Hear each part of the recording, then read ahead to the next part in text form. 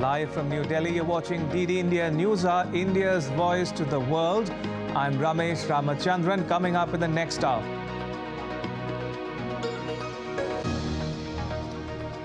Well, Hungary's Prime Minister Viktor Orban blocks aid for Ukraine, warns that he can prevent Kyiv from joining the EU even after membership talks win the bloc's approval. India's cabinet approves a memorandum of understanding with the US on enhancing innovation ecosystems through an innovation handshake. Oman's ruler Sultan Haitham bin Tariq in New Delhi on a three-day state visit to India. External Affairs Minister S. Jaishankar calls on him, the Sultan, to hold talks with Prime Minister Narendra Modi on Saturday. And India's Prime Minister Narendra Modi's book, Igniting Collective Goodness, Man Ki Baat at 100, releases in the UK. British lawmakers and Indian diaspora laud PM Modi's leadership.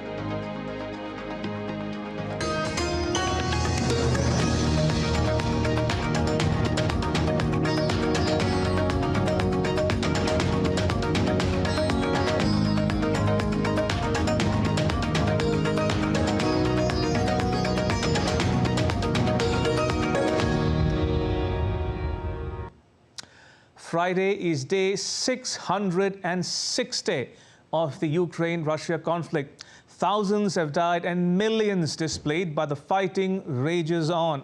Now, Putin is categorical. Either reach an agreement or resolve it by force. This is what we will strive for, he tells a year-end news conference in Moscow. For his part, Zelensky remains defiant, saying that his forces are not backing down. He is counting on the US and the EU to fund his war effort. As the Ukraine-Russia conflict approaches the end of its second year, Ukraine has achieved only small gains from a counter-offensive that began in June. But Russia has also made no tangible progress since capturing the city of Bakhmut at heavy cost in May. It occupies about a sixth of Ukraine's territory, but does not fully control any of the 4 Ukrainian regions it claimed last year as part of Russia. As the world looks on and wonders where the conflict is headed, Putin issued ominous warning, saying that he is in it for the long haul.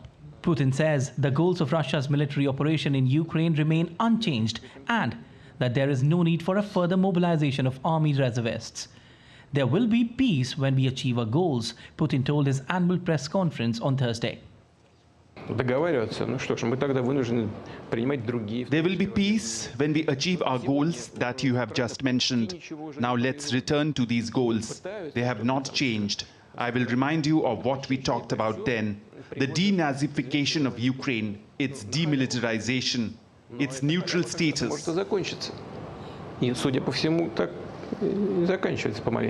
Putin says Russian forces were strengthening their positions on almost all fronts of the Ukraine conflict. Almost along the entire line of contact, our armed forces, to put it modestly, are improving their position. Almost everyone is in an active stage of actions. Throughout the entire length, there is an improvement in the position of our troops. For his part, President Volodymyr Zelensky of Ukraine claims a victory for his country after the European Union agreed to open membership talks for Ukraine despite opposition from Hungary. Today, there's a decision to open negotiations on accession to the European Union. This step will be followed by the next ones. This is a massive job to integrate the state, all the institutions, all the norms, all of it into the European Union. But we will do it. But Zelensky finds that money to keep his war going is hard to come by. The US legislature is still to okay $60 billion in military and humanitarian assistance for Ukraine. Even the EU has not agreed to release 50 billion euros for Ukraine from the EU budget. Bureau Report, DT India. Finland's interior minister says will once again shut its border with Russia to stop the inflow of asylum seekers. The new border closure will begin on Friday at 1800 GMT and last an entire month. Helsinki accused Moscow of sending migrants to the border crossings to retaliate against Finland's decision to boost defense cooperation with the US, a charge the Kremlin denies. Suomen itärajalla on välittömästi jatkunut.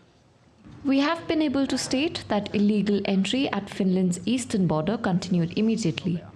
The number of migrants increased rapidly and the phenomenon accelerated faster than estimated. Several dozen people had already arrived in Finland through the Vaalimaa and Nairala border crossings during the morning.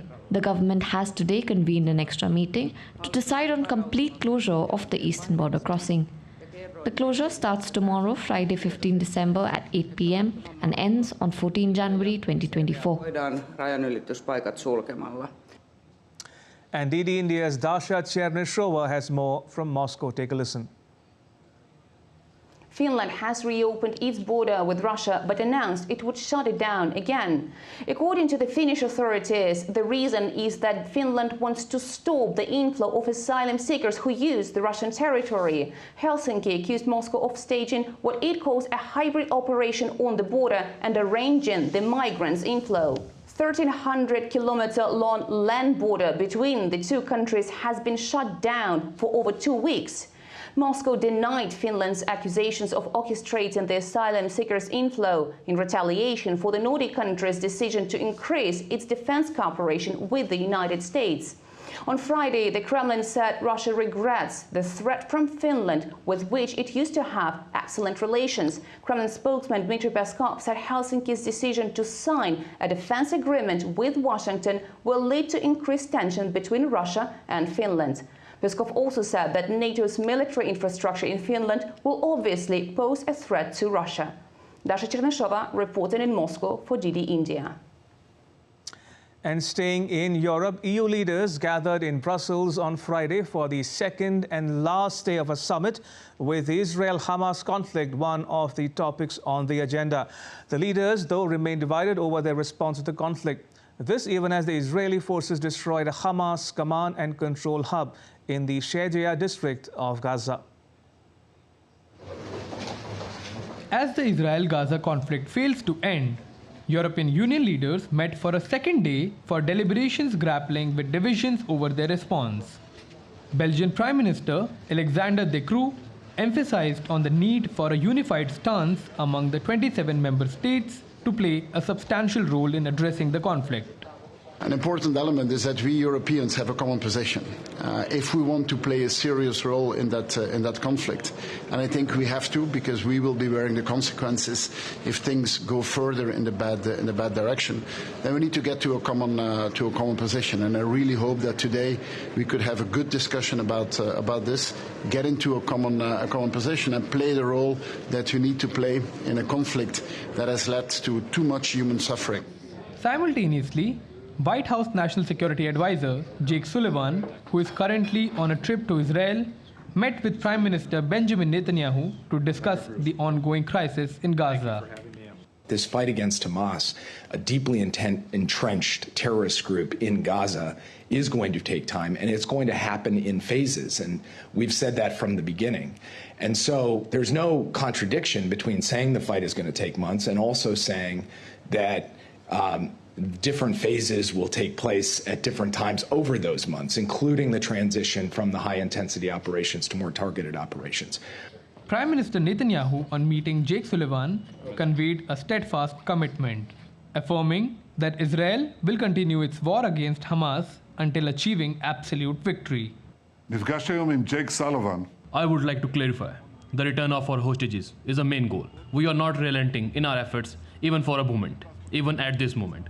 I told our American friends, our heroic soldiers have not fallen in vain. Out of the deep pain of their having fallen, we are more determined than ever to continue fighting until Hamas is eliminated, until absolute victory. גם ברגע זה.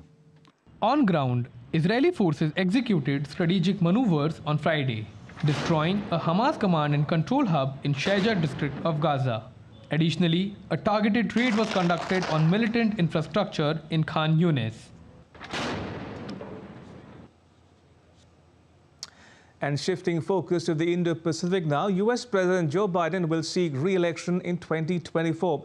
He is likely to face former President Donald Trump.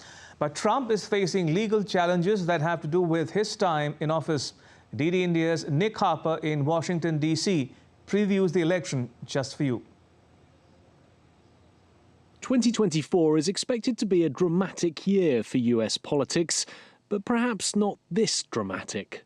The rise of AI images like these, of events that never happened, could make separating fact from fiction even harder during this election year. But one thing that's beyond doubt, Donald Trump's upcoming trials have not lessened support among his voters.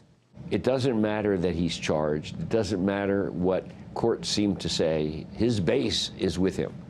And that base won't go away unless he's convicted. And even then, if he's convicted, who knows? We don't know what will happen to his base. The former president is facing 4 criminal trials this year. Charges include his alleged attempts to overturn the 2020 election results, which culminated in the January 6, 2021 attack on the US Capitol. Time in court will reduce time on the campaign trail, where he's vying to win the Republican Party nomination to challenge Joe Biden. State votes begin in mid-January, and polls already suggest Trump is comfortably ahead of the other Republican candidates. There's probably a lot of discouragement among Trump's challengers. He's at 51%. Of course, that means half the people want somebody else, and so maybe somebody can rally some of these supporters, but that gets difficult here in the holiday season. The state of the economy, jobs, immigration and abortion access are all expected to be key election issues. And the new battlefield in Gaza has created a political minefield for President Biden. The rising humanitarian crisis for Palestinians and Washington's unwavering support for Israel's military campaign has some progressive Democrats saying they can no longer support Biden. Josh Paul quit his job at the State Department in protest of the conflict and predicts it will hurt Biden at the ballot box. I think it will cost them politically. I think there is a disconnect between where the majority of the American public are and where the administration is and where many in Congress are. And I think that these series of events have really crystallized that disconnect. That said, I don't know that it will lead to any change in the immediate term in terms of America's posture towards the provision of lethal arms to Israel. Continued funding for Ukraine could also divide voters. Biden is pushing for billions of dollars in additional support, money many Republicans say should be spent at home rather than on a foreign conflict. There's still a long while until November's presidential election, when a Biden-Trump rematch is expected.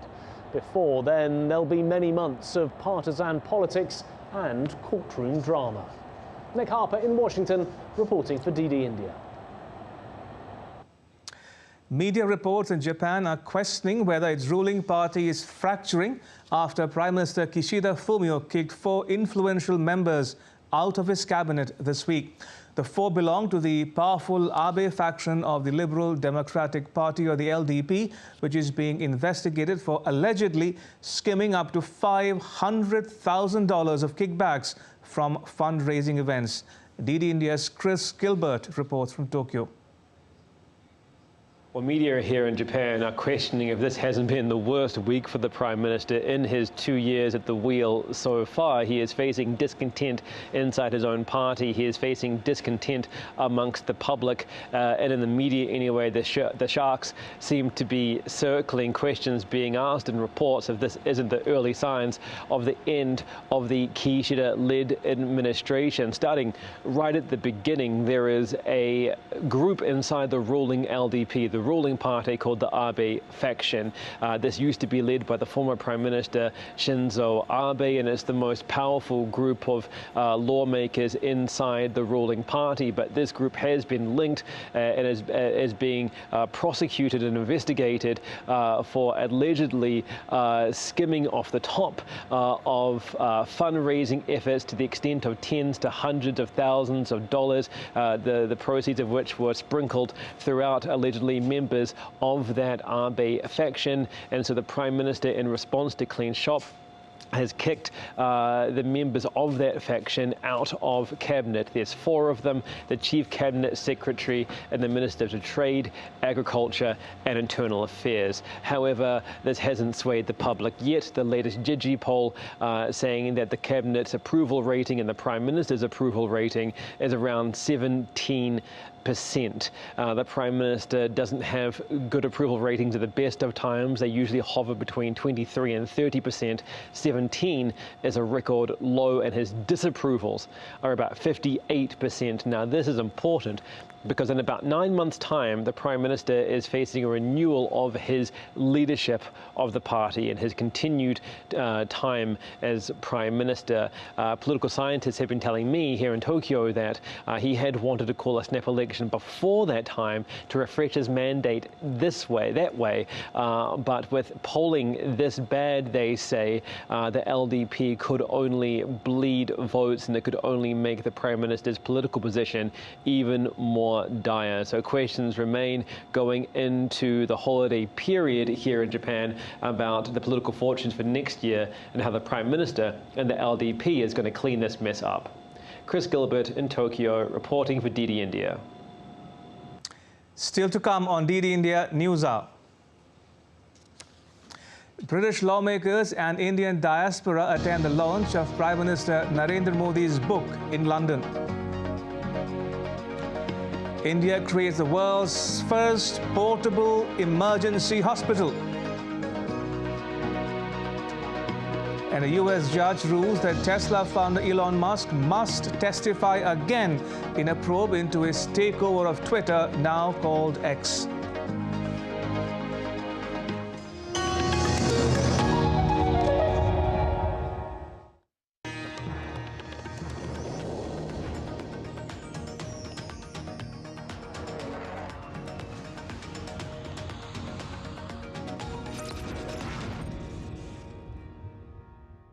What are you watching, Dad? Don't you often say, think before investing in the stock market? So I'm trying to gain some knowledge. From whom? That's this stocks expert. Makes great educational videos. Gives good investment tips too. Dad, don't rely on such videos. Do your own research or contact a SEBI-registered investment advisor.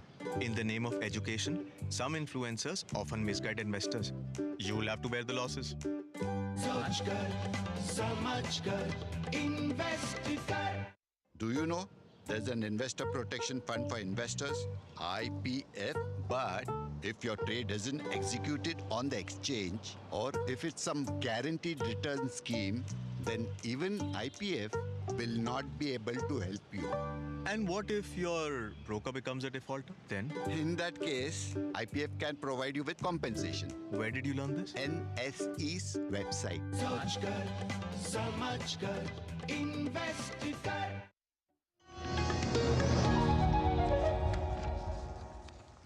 You're watching DD India News Hour. I'm Ramesh Ramachandran.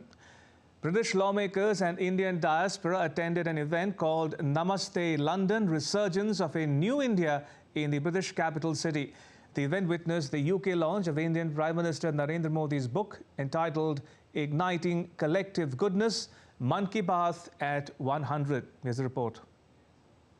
Indian Prime Minister Narendra Modi's popularity is growing with every passing day. Leaders the world over have praised him on multiple occasions. This time, Indian Minority Foundation in London organized an event to celebrate the achievements of India under the leadership of Prime Minister Narendra Modi. The event, named Namaste London, Resurgence of a New India, honored significant contributions of the Indian diaspora. It included the UK launch of a book, Igniting Collective Goodness, Man Ki Baat at 100. Man Ki Baat is Indian Prime Minister Narendra Modi's monthly radio program. Be it Swachhta, volunteering, water conservation, Fit India, exams or women's empowerment. Every month, citizens share their ideas and suggestions. The show is broadcast on all government channels on the last Sunday of each month. What I've seen from Prime Minister Modi, he really energizes India. He energizes the relationship between the UK and India. It really is powering ahead to not only be one of the world's leading economies, but a driver towards helping in the developing world as well. I saw the digital public infrastructure, MOSIP, that has increased the number of Indians with bank accounts from 8% only a few years ago to 80% now in record time. And that can only happen through imagination, innovation, but dynamism and energy. And Prime Minister Modi has really helped drive that. The event was attended by UK parliamentarians across party lines and diaspora leaders who praised the dynamism and vision of Prime Minister Modi. The event not only acknowledged India's progress but also honoured significant contributions of the Indian diaspora to both their host and home countries. What we have seen over the last 9 years since Mr. Modi's premiership is a real revolution in India, a real transformation of the country. India surging forward in terms of investment in railways and roads, into airports, a massive expansion right across the country. As far as India is concerned, it is a very dramatic shift that I've seen in the last decade. In reality, India is now playing a much bigger part on the world stage than it did before. It has been able to increase its influence economically and socially, and particularly culturally as well, because embracing diversity has been a key part of the present Prime Minister. Additionally, the book Heartfelt, The Legacy of Faith, Prime Minister Narendra Modi and Sikhs, was unveiled, showcasing diverse dimensions of India's cultural tapestry. UK parliamentarians came together to heap praises on PM Modi and also shared admiring words for their Indian friends. They lauded India's achievements under PM Modi's leadership. Prime Minister Modi, the things that he's doing is unique and different compared to all prime ministers. But I always like to say that if he can work together to see unique things that people can do, and he can work with them as well, different countries as well, it makes it unique and better for everybody. And the things that he's doing, it's moving fast and quicker for everybody, which is really good for the population and for the humanity purposes of the people in the country. This is not for the first time that Indian Prime Minister Narendra Modi received a warm welcome. In fact, wherever he goes, it's all praise for him. Under Prime Minister Narendra Modi's leadership, India continues to strengthen its prominence as a global power. Prime Minister Modi is the boss! In an unusual gesture, Papua New Guinea Prime Minister James Marape welcomed Prime Minister Narendra Modi by touching his feet. Leaders around the world have repeatedly acknowledged India's growing leadership in strategic issues. India hosted the leaders of the world's most powerful countries during the G20 summit in New Delhi. A major development during this year's G20 summit was the inclusion of the African Union as a member of the multilateral group, which PM Modi had strongly advocated. Russian President had commended India's G20 presidency for its extremely productive work, with good results achieved during the New Delhi summit in September. First of all, I want to say that relations between Russia and India are steadily developing in all directions, and the main guarantee is the policy of the Prime Minister Modi. I can't imagine that Modi can be intimidated, threatened, or forced in favor of taking any action or decision against the national interest of India, Indian people. And there is such pressure, I know. By the way, we never even talk about it with him. I just look at what's going on from the outside. And sometimes, to be honest, I am even surprised by his tough stance on the protection of the national interests of the Indian people. Under Prime Minister Narendra Modi's leadership, India has excelled in almost all sectors and set an example to the world on many occasions. The Prime Minister has represented India's cultural heritage, economic power and growing influence on the world stage with aplomb. Rahul Upadhyay's report for DD India. The Sultan of Oman, Haitham bin Tariq, arrived in New Delhi on Friday afternoon on a 3-day state visit to India. India's Minister of State for External Affairs, V. Muralidharan, received him at the airport. The Sultan is accompanied by a high-level delegation, including senior ministers and officials. This is the first state visit by the Sultan to India, and it marks a significant milestone in the diplomatic relations between India and the Sultanate of Oman. India's External Affairs Minister S. Jaishankar called on the Sultan on Friday evening. Minister Jaishankar, in a social media post, said that he values the guidance of the Sultan of Oman for further deepening of India-Oman strategic partnership. Now, tomorrow, that's Saturday, the Sultan will be received by President Draupadi Murmu and Prime Minister Narendra Modi at the Rashtrapati Bhavan for a ceremonial welcome. He'll hold bilateral talks with Prime Minister Modi, who will also host a luncheon in honor of the visiting dignitary. Vice President Jagdeep Dhankar will then call on the Sultan. The Sultan is also scheduled to visit the National Gallery of Modern Art in India's capital, New Delhi. In some more news from India, the Cabinet, chaired by Prime Minister Modi, approved the draft Memorandum of Understanding, or MOU, between the US and India to enhance innovation ecosystems through an innovation handshake. The fifth India-US commercial dialogue was held on 10th March 2023. At the meeting, the commercial dialogue was relaunched. It included the launch of a new working group on talent, innovation and inclusive growth under the commercial dialogue. The joint statement released by President Biden and Prime Minister Modi in June 2023 welcomed and focused efforts to establish an innovation handshake. To formalize the cooperation under the innovation handshake and implement its guidance, a G2G MOU has now been signed between India and the US on innovation handshake on 14 November this year at San Francisco in the US. The scope of cooperation would include a series of India-US innovation handshake events, roundtables with private sector, including a hackathon and open innovation programs, information sharing and other activities. The MOU laid for the groundwork for two future innovation handshake events scheduled to take place in India and the US in early 2024.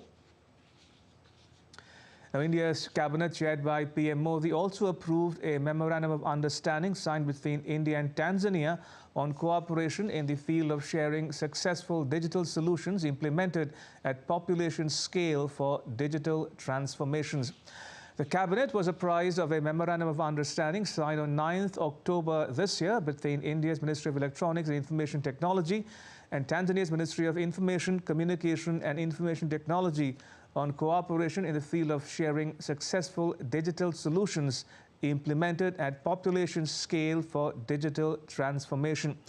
The MOU intends to promote closer cooperation and exchange of experiences, digital technologies-based solutions in the implementation of digital transformational initiative of both countries.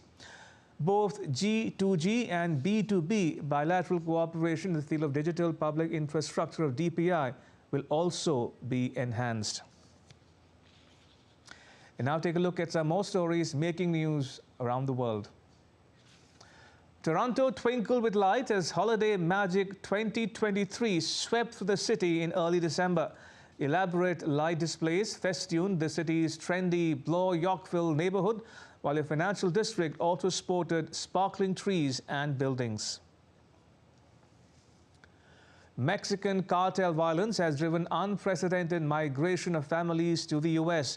Some 180,000 Mexican migrants and asylum seekers crossed the border into the U.S. over the last 12 months ending in October. This according to U.S. Customs and Border Protection. The S&P 500 edged lower as market opened on Friday after comments from a U.S. Federal Reserve official dampened recent upbeat sentiment. The S&P 500 opened lower by 5.32 points at 4,714.23. Ashley, the AI-powered campaign robocaller, debuts in 2024 U.S. political race for Democrat Charmaine Daniels, who is running for Congress. Ashley is one of the first examples of how generative AI is ushering in a new era of political campaigning. Still to come on DD India News Hour. Where is the Ukraine-Russia conflict headed?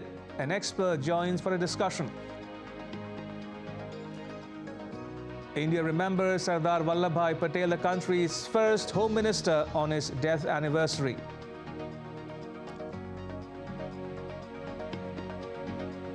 And the Viksit Bharat Sankalp Yatra reaches Kapur Nagla village in Shahjahanpur district of India's northern state of Uttar Pradesh.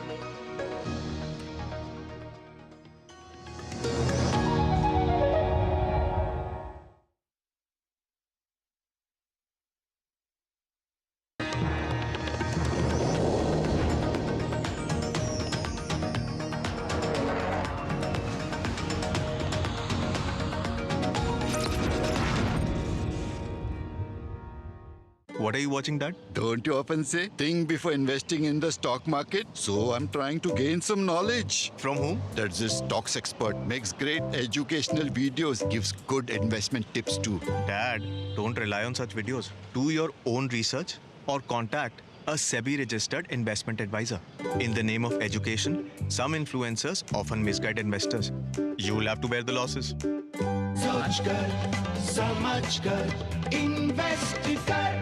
Do you know there's an investor protection fund for investors, IPF, but if your trade isn't executed on the exchange or if it's some guaranteed return scheme, then even IPF will not be able to help you. And what if your broker becomes a defaulter? Then? In that case, IPF can provide you with compensation. Where did you learn this? NSE's website.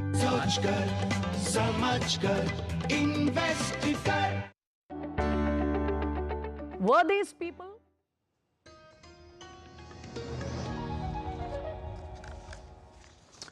You're watching DD India News Hour. I'm Ramesh Ramachandran. A quick recap of the headlines. India's cabinet approves a memorandum of understanding with the US on enhancing innovation ecosystems through an innovation handshake. Oman's ruler Sultan Haitham bin Tariq in New Delhi on a 3-day state visit to India. External Affairs Minister S. Jaishankar calls on him, the Sultan, to hold talks with Prime Minister Narendra Modi on Saturday.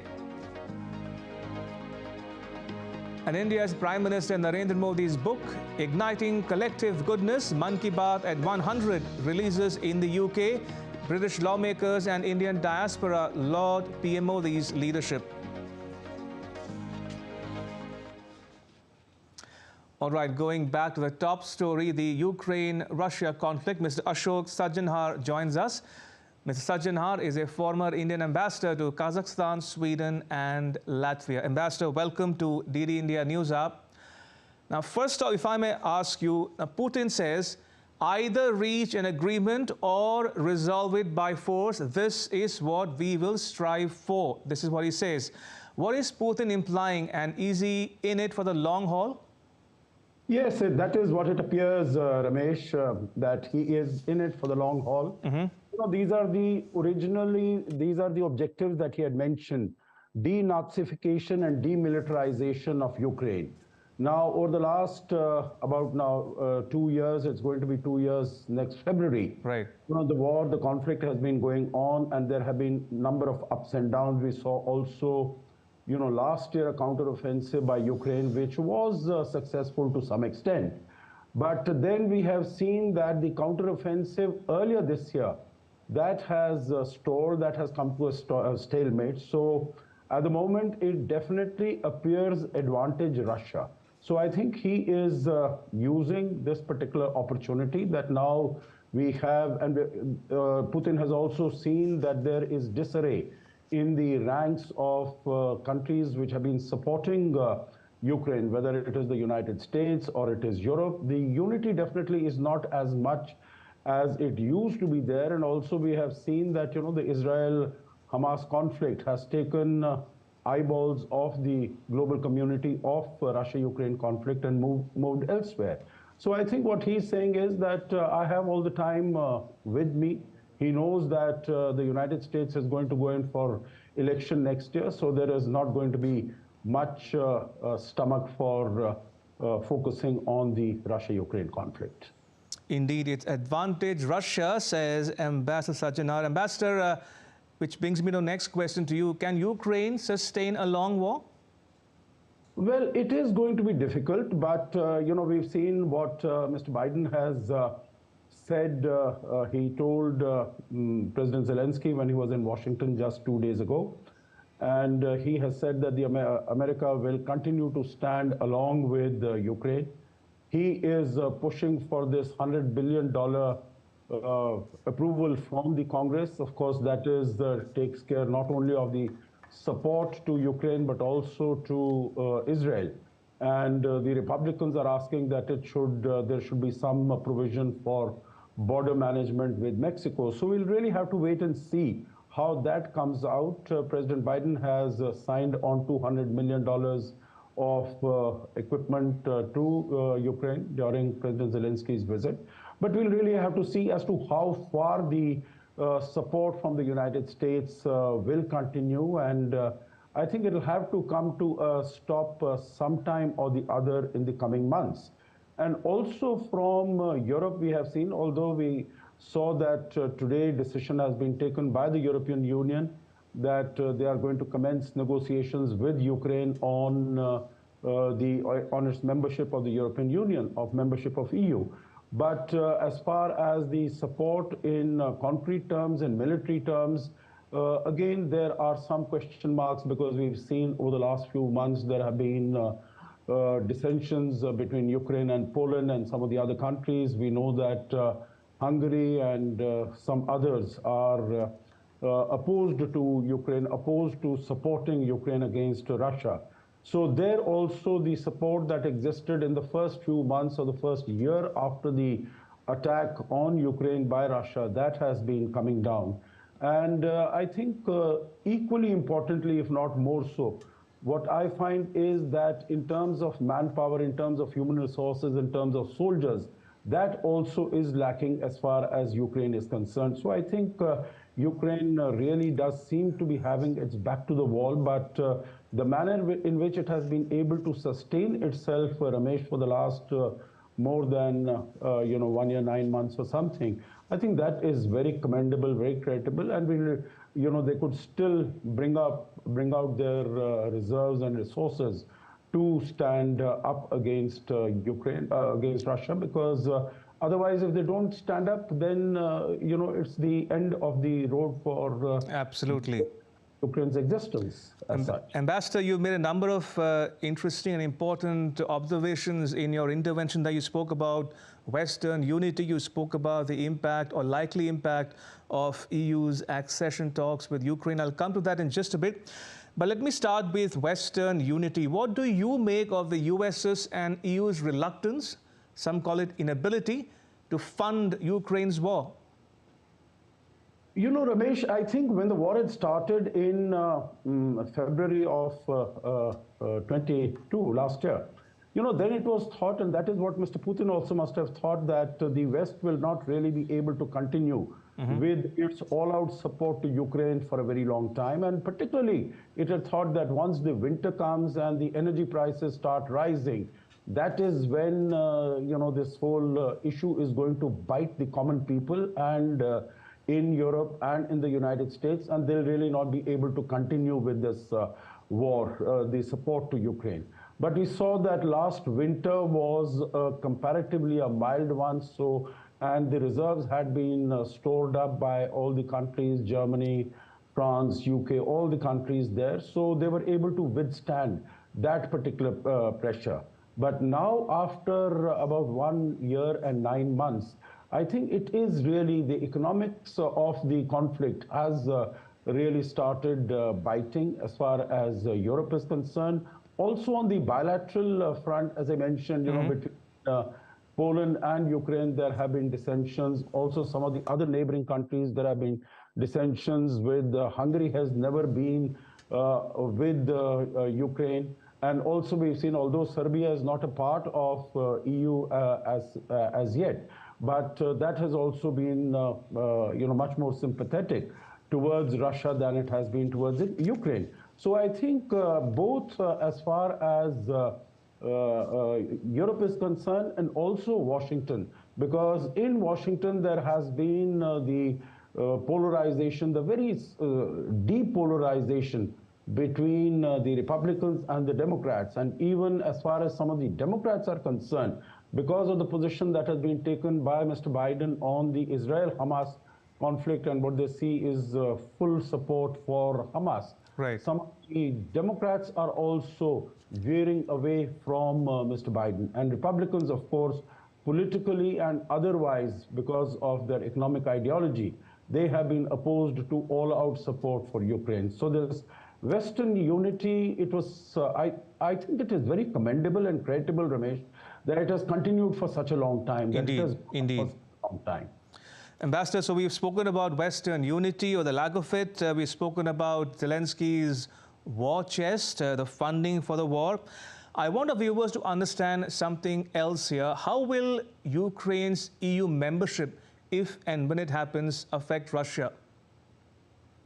I think this is, I don't think it's going to have much of an impact in the short or the medium term, because membership of the European Union, it's not a security pact. It's not like NATO, that EU will come and start supporting the defense and security of Ukraine. No, it is basically an economic pact, and it will be in terms of economic support that is provided. It will be given a huge market of 27 other countries for its own exports. So I think on the economic front, this will have a much greater impact. But as I said, that's going to take some time.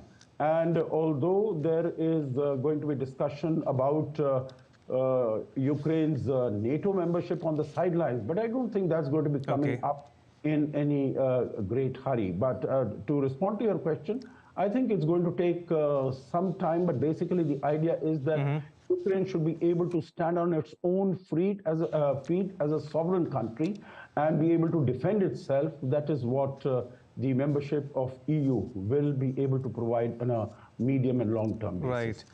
I'm afraid I'm completely out of time. I will have to leave it at that. May I thank you, Ambassador Sajjan, for joining us and sharing your thoughts and insights with our viewers at home and abroad. Thank you for your time. Appreciate it. All right, moving on. In some more news here on DD India News Hour, Tesla founder Elon Musk faces a legal challenge from US Securities and Exchange Commission to his $44 billion takeover of Twitter, now called X. A US judge on Thursday ruled that Musk must testify again for the agency's probe. DD India's Caroline Malone has more. Another legal challenge for the world's richest man as a judge rules he has to testify again. The Security and Exchange Commission, the top US markets regulator, is looking into his $44 billion takeover of Twitter, now X. He first disclosed he'd purchased stock in the company in April 2022. He gave the SEC documents and then testified via video conference. They received new paperwork and said they wanted him to testify again, and he said no. So they sued Musk in October to try and get him to testify, but his lawyers advised against it and said last month the SEC's pursuit of Mr. Musk has crossed the line into harassment. Well, there have been many years of animosity between the SEC and Musk, who's the owner of X, Tesla and SpaceX, since 2018, when he tweeted he had funding secured to take his electric car maker private. That also led to a shareholder lawsuit, but ultimately Musk was found not liable for misleading investors. Well, Tesla is still the world's most valuable automaker. But now Musk is being compelled to testify again about Twitter. All this at a time when the company is $13 billion in debt and is losing advertiser revenue. Caroline Malone in Washington for DD India. India has created the world's first, I repeat, first portable emergency hospital. The Arogya Maitri Cube, or Health Friendship Cube, can be set up in 10 minutes flat. It can be set up on site in the event of a natural disaster. Nitendra Singh reports from New Delhi. Have you ever thought that a cube resembling a matchbox with 72 rooms can become a hospital? Well, India has created the world's smallest and portable emergency hospital entirely using indigenous technology. This hospital, named Arogya Maitri Cube, is an enclosure with 36 square rooms. It is so compact that it can be lifted anywhere by air. In any emergency situation, it can be set up as a hospital within 10 to 15 minutes at any location. The hospital includes an ICU, OPD, operation theatre, beds, medicines, and food supplies. It can treat 200 people and accommodate 100 patients on beds for up to 48 hours. दुनिया के सामने ये आरोग्य मैत्री लेकर आए हैं, जिससे हम हेल्प प्रोवाइड करना चाहते हैं। ज़्यादा से ज़्यादा हम जानें बचाना चाहते हैं, क्योंकि सबसे बड़ा हमारा मोटिव है एवरी लाइफ मैटर्स। हर एक जान बहुत कीमती है और हमारी ज़्यादा से ज़्यादा जानें शुरू के 1 घंटे में चली जाती हैं, जिसे हम गोल्डन आवर बोलते हैं। होता क्या है कि अगर कुछ भी हुआ है, वॉर सिचुएशन है, नेचुरल डिज़ास्टर्स हैं, फ्लड है, अर्थक्वेक है, कोई रेलवे एक्सीडेंट हुआ है, कोई नॉर्मल रोड साइड एक्सीडेंट हुआ है, तो राइट टाइम पे पेशेंट हॉस्पिटल तक नहीं पहुंच पाता है। तो हमने क्या किया है कि हम हॉस्पिटल को ही पेशेंट तक पहुंचा दें। The hospital contains equipment such as labs for testing, ventilators, X-ray machines, and ultrasound machines, everything found in a modern hospital. The hospital is designed for easy setup, allowing doctors or paramedical staff to prepare it. Under Prime Minister Modi's initiative, the Defence Ministry, in collaboration with the Health Ministry, has prepared this hospital at a cost of ₹2 crores. Under the Arogya Maitri initiative, India has also gifted similar hospitals to its neighbours, Sri Lanka and Myanmar. Nitendra Singh for DD India.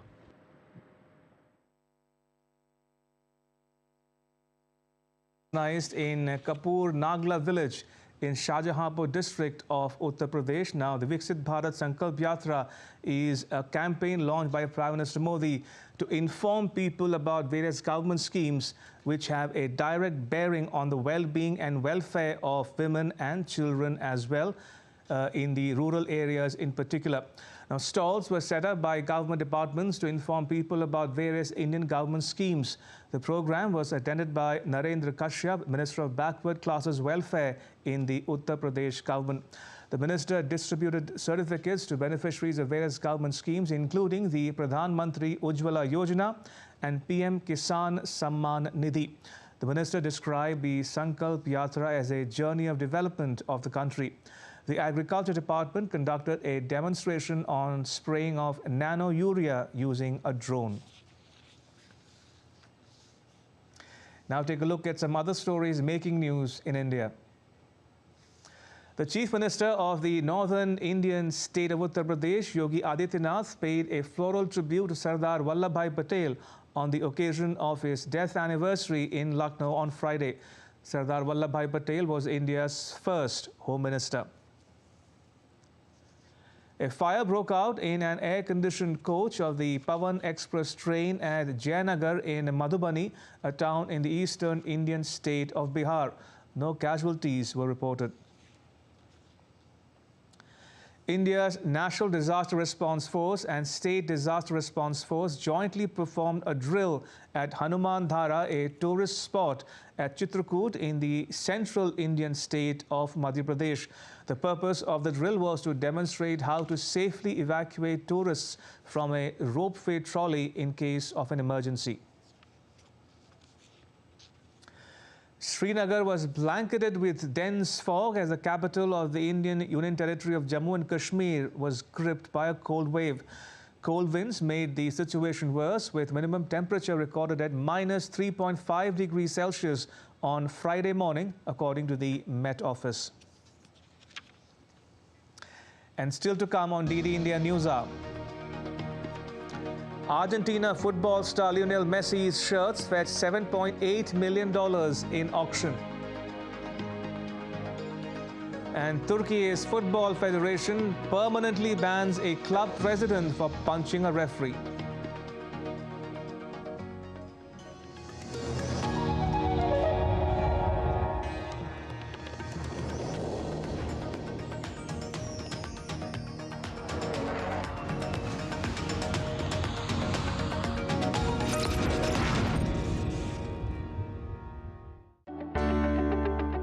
Were these people so disturbed and overcome by circumstances as is being claimed? Did they become useful tools or convenient tools in the hands of people? Yes, you say that there is a political messaging, but a political messaging or any kind of social messaging can very well be done only through pamphlets. That's a dichotomous situation where you have a high-profile institution which also is high profile in the sense that normal citizens want access to it on a daily basis. That's very important that every part of that security layer, they should be trained, they should be briefed properly, and they should know what is their exact duties there.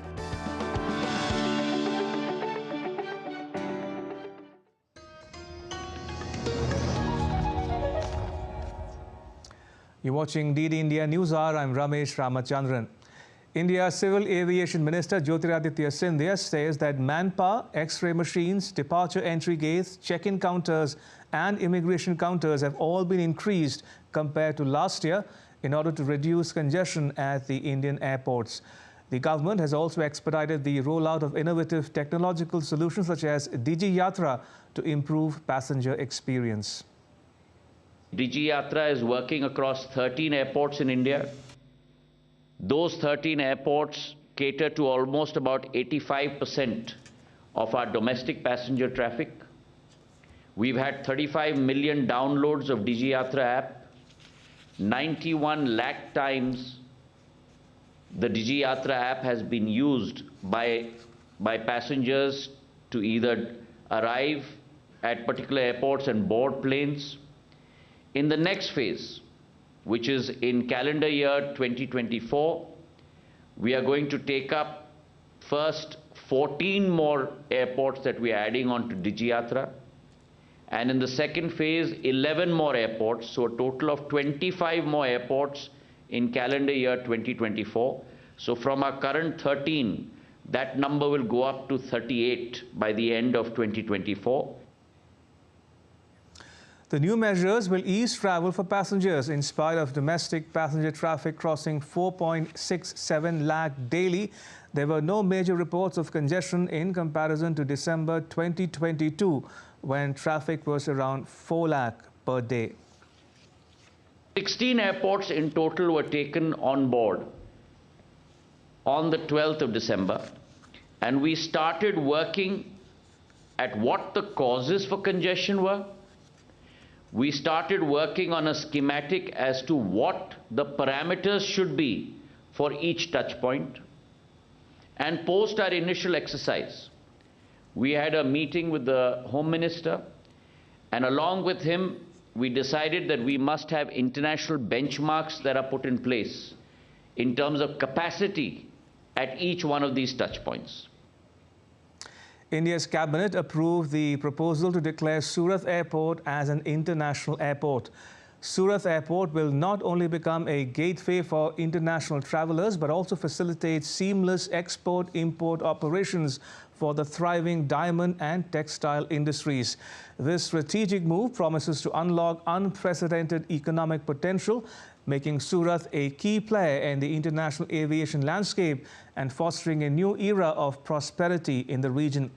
Elevating Surat Airport to international status is paramount for enhancing economic growth, attracting foreign investments and bolstering diplomatic ties.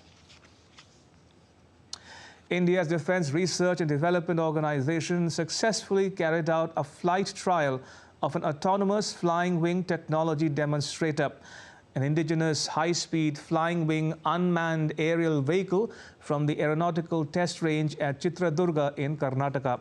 The successful flying demonstration of this autonomous stealth UAV is a testimony of the maturity of technology readiness in the country. India joins an elite club of countries to have mastered the controls for the flying wing technology. The country's Defence Minister Rajnath Singh complimented DRDO, armed forces and industry for the successful trial. India's President Draupadi Murmu, Vice President Jagdeep Dhankar, Defence Minister Rajnath Singh attended a Swagat Samaroh, which is a welcome ceremony at the Army House to commemorate Vijay Diwas, which is celebrated every year in India to mark the victory of India in the 1971 Bangladesh Liberation War.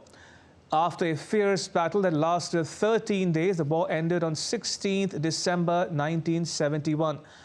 On that day, nearly 93,000 Pakistani soldiers surrendered in front of the Indian Army. It's considered as the end of the war.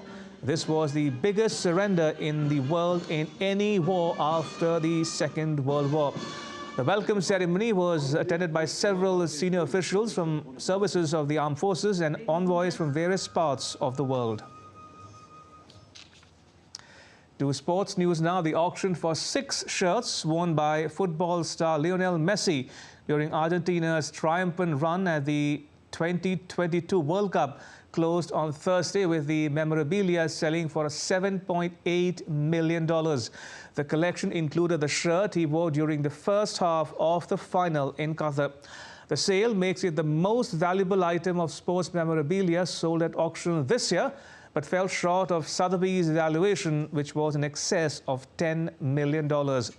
Michael Jordan's jersey from the opening game of the 1998 NBA Final holds the record for the highest price paid for a game-worn sports memorabilia item, fetching $10.1 million last year. The Turkish Football Federation said on Thursday its disciplinary board had imposed a permanent ban on Angarkuku club president Faruk Koca for punching a referee after a game in the country's top soccer league on 11th December. The TFF board also ruled that Ankaragu, a club in the top-tier Super League, should pay a $69,000 fine and would play 5 home games without fans as a result of the unrest involving fans and club officials. Various other officials received bans, cautions and fines in relation to Monday's incident. At the end of their home match against Rispor, Koca went on the pitch and punched referee Halil Umut Mele in the face after Rispor scored a 97th minute equalizer in the 1-all draw. And with that, it's a wrap on this edition of DD India News Hour. Let us know your thoughts on the news of the day. You can connect with us on Facebook, X and Instagram. You can also check out our website ddindia.co.in. We'll be back with more news as it breaks here on DD India. I'm Ramesh Ramachandran. From all of us here in Delhi, thanks for watching DD India News Hour.